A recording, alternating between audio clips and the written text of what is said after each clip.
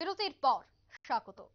আজ সকাল থেকেই হরিয়ানার দিকে নজর ছিল গোটা দেশের এবং রাজনৈতিক বিশ্লেষকরাও নজর রাখছিল হরিয়ানার দিকে যে কি হতে পারে, কে শপথ গ্রহণ করতে পারে মুখ্যমন্ত্রী হিসেবে, তা নিয়ে একাধিক জল্পনা শুরু হয়েছিল।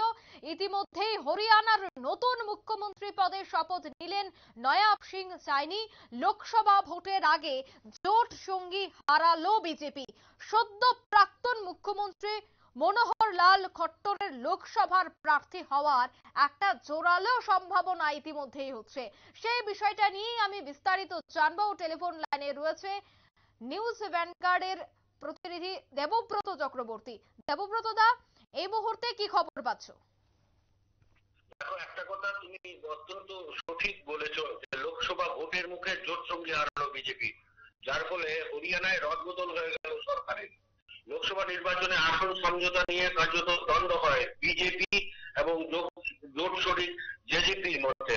তারপরে আচমকা আজ মঙ্গলবার হরিয়ানার মুখ্যমন্ত্রী পদ থেকে ইস্তফা দেন মনোহর লাল খট্টর।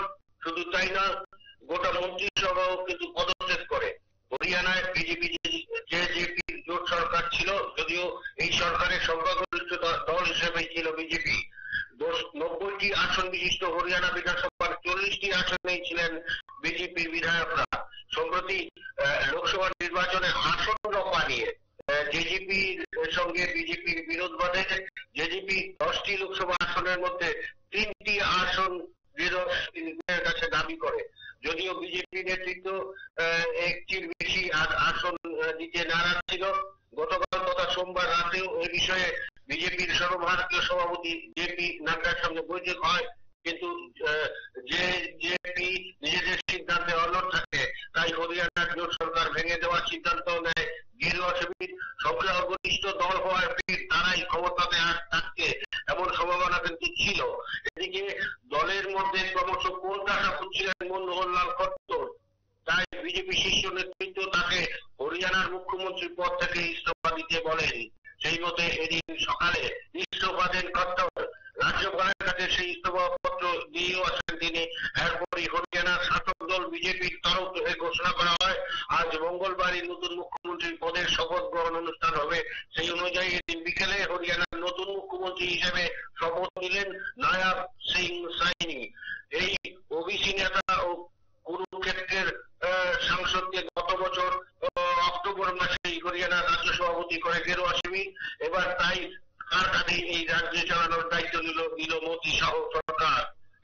যদিও সূত্রের খবর, বর্ষিয়ান নেতা মনোহর লাল খট্টরকে লোকসভা নির্বাচনে প্রার্থী করতে পারে বিজেপি।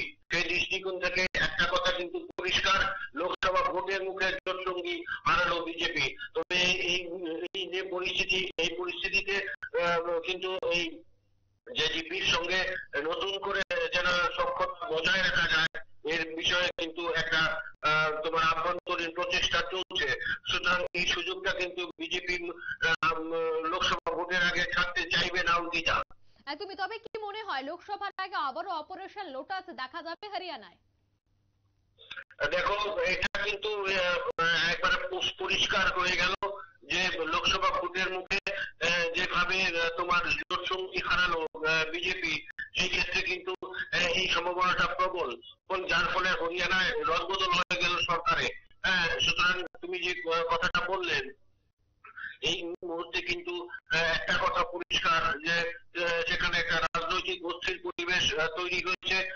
সুতরাং এই বিষয়টির দিকে অবশ্যই বিজেপি নেতৃত্ব নজর রাখছে। তবে এখানে যদিও তোমার 10টি লোকসভা আসনের মধ্যে এখন হয়তো বিজেপি একাই লড়বে যদি পরিস্থিতি তাদের পক্ষে না আসে। একদমই। অঙ্কিতা, ধন্যবাদ দেবব্রত দা। লোকসভা ভোটের আগে রাজ্যে জোট সঙ্গী হারালো বিজেপি, এমনটাই ইতিমধ্যে বলছে রাজনৈতিক মহল। শপথ গ্রহণ করেছেন নয়া মুখ্যমন্ত্রী মনোহর লাল খট্টরের ঘনিষ্ঠ বলে ইতিমধ্যে তিনি পরিচিত নয়াব সিং সাইনি। তিনি ইতিমধ্যে মুখ্যমন্ত্রী পদে শপথ গ্রহণ করেছেন। নিয়ে নিচ্ছে ছোট্ট একটি বিজ্ঞাপন বিরতি, সঙ্গে থাকুন।